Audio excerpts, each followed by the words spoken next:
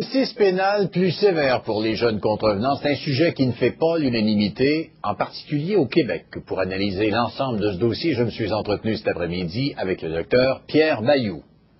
Docteur Mailloux, bonjour. Oui, bonjour, Monsieur Donnet. Quand vous entendez, docteur Mailloux, que le gouvernement conservateur s'en va vers une justice plus sévère envers les jeunes contrevenants, quelle est votre toute première réaction quand vous entendez ça?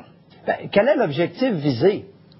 Si l'objectif visé est d'améliorer les comportements humains, c'est sûr que je vais être tout à fait d'accord. Parce qu'il n'y a personne qui souhaite que des êtres humains dérapent dans des comportements inacceptables, voire même quasi bestiaux. Mais il y a toujours eu, puis vous avez entendu de nombreuses personnes intervenir là-dessus en disant, quand la personne n'est pas majeure, c'est très délicat comme problème. Non, pas nécessairement. Non. Oui, de quelle délicatesse parle-t-on? Un être humain, ça se transforme, ça devient jusqu'à temps qu'il meure. Jusqu'à sa mort. Mais alors, à ce moment-là... C'est quoi cette grande délicatesse-là, tout d'un coup? Les bébés sont beaucoup plus fragiles que les adolescents. Et on les prend et on les fout en garderie.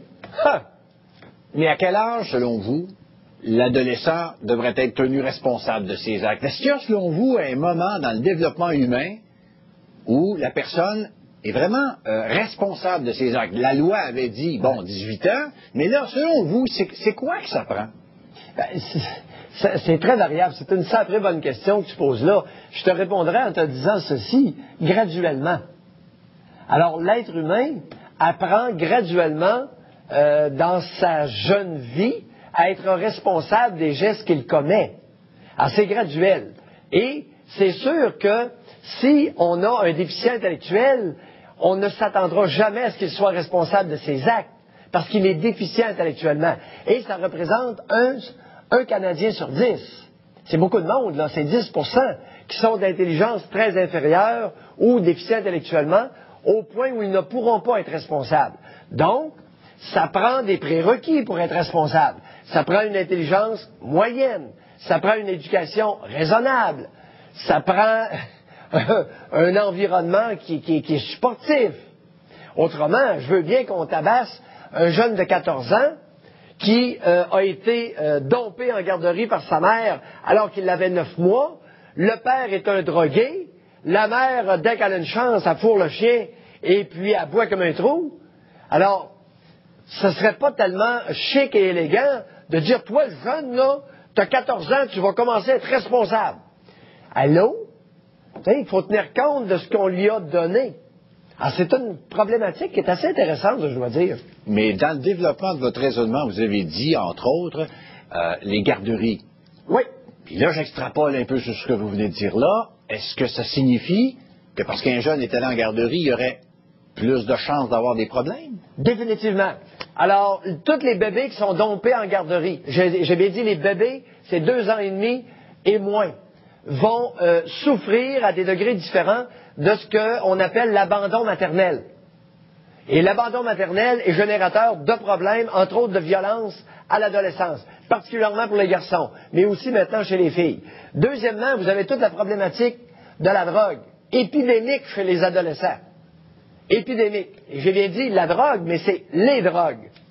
Ensuite, il y a un autre phénomène maintenant, qui est très épidémique dans notre pays, c'est l'abandon paternel.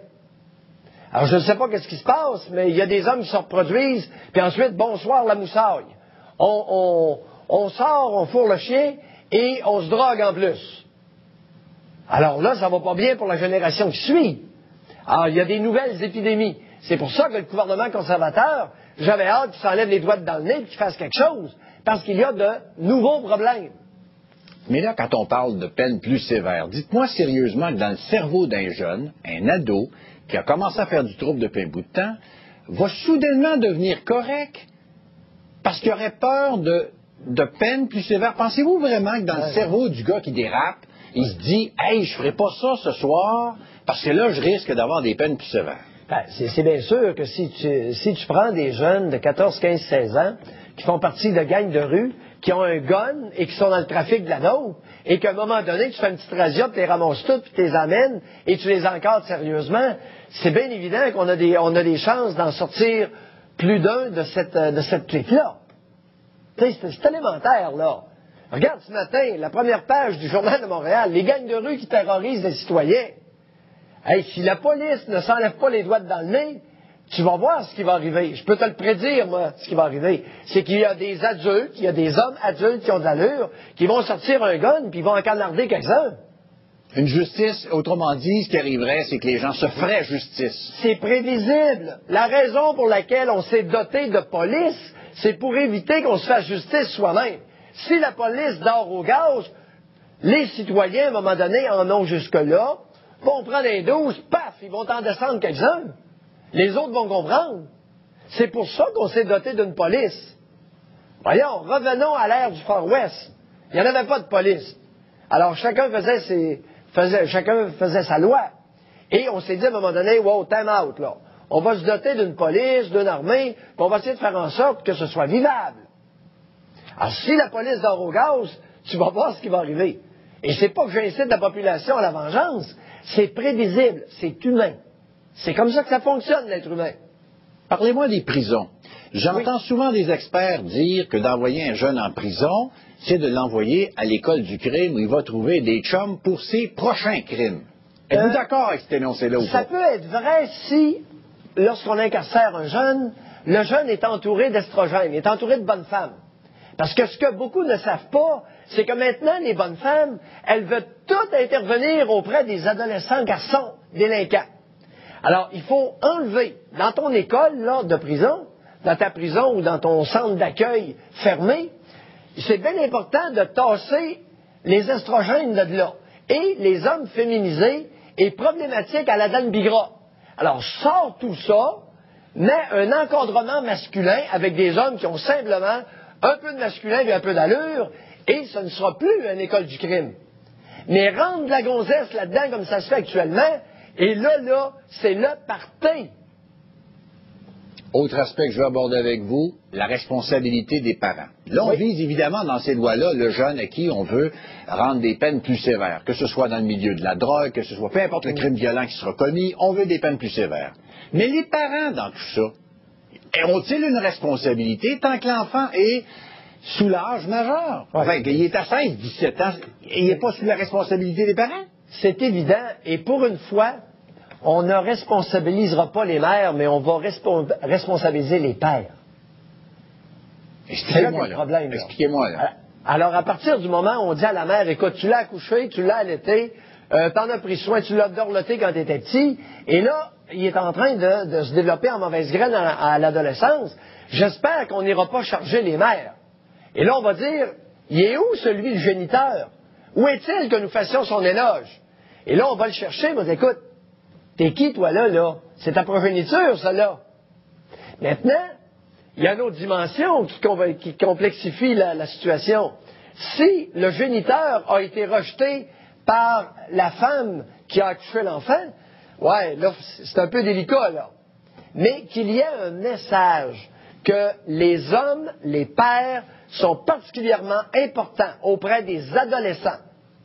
Seulement d'envoyer ce message-là, ce serait doux pour l'oreille et pour le cœur de certains êtres humains. Mais quand il y a un dérapage dans la société, puis c'est un jeune qui est impliqué, est-ce que les parents devraient aussi être pointés du doigt? Ça dépend si le jeune est en réaction à une éducation insatisfaisante ou s'il est porteur de mauvaises graines génétiques. Parce qu'il ne faut pas oublier qu'il y a 5% des hommes qui naissent criminels, qui naissent tueurs. Alors, ils ont de la génétique de tueurs en eux. C'est 5 à 7%. Alors, lorsqu'on a un crouton comme ça, s'il vous plaît, n'allons pas blâmer les parents. Mais c'est 5 à 7% là, des hommes. Est-ce que l'école a un rôle à jouer? Pardon? Est-ce que l'école, comme telle, les professeurs, les enseignants, est-ce qu'ils ont quelque chose à jouer dans tout ça? C'est bien évident. Et qu'est-ce qu'on fait maintenant avec les garçons adolescents? On les intoxique aux estrogènes. On amène de la bonne femme autour d'eux. Il y a à peu près plus d'hommes. Hey, qu'est-ce que vous faites là, les ticlins?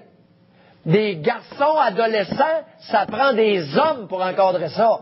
Pas des féminisés, pas des problématiques à la Dan Bigra, pas des femmes, ça prend des hommes. S'il en reste encore. Mais là, quoi, vous aimez pas l'idée d'avoir quoi, des femmes qui enseignent? C'est pas ça que j'ai dit. Ben, je me reprends. Reprenez-vous. Auprès des filles, ça prend des femmes à l'adolescence. Auprès des garçons, ça prend des hommes qui ont de l'allure. C'est juste ça, mon point. Alors, mesdames, consacrez-vous sur les filles, elles en ont besoin. Mais laissez les adolescents, la testostérone, le masculin tranquille. Vous vous amuserez avec le soir. Pas dans le jour, pas à l'école. Dernier point que je vais aborder avec vous, la Charte des droits.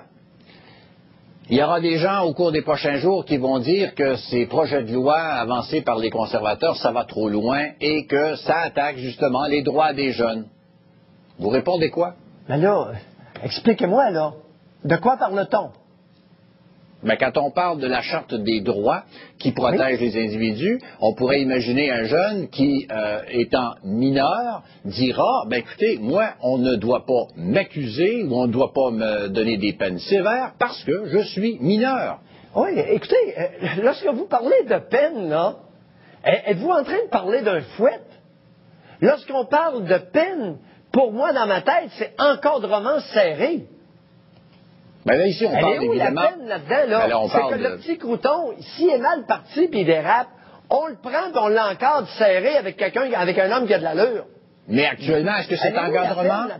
Bon, mais justement, cet encadrement, est-ce qu'il existe présentement? Est-ce qu'il est suffisant? Est-ce qu'il est correct, cet encadrement-là en prison? C'est ça que je vous dis. Voilà. Le seul encadrement que je vois d'un centre d'accueil, c'est plein de bonnes femmes. Tu sais, slaquet poulier en quelque part, là. Hey, allumez! Docteur Mailloux, merci de vos observations. On vous souhaite une bonne fin de journée. Ça m'a fait plaisir. Au revoir. Après la pause...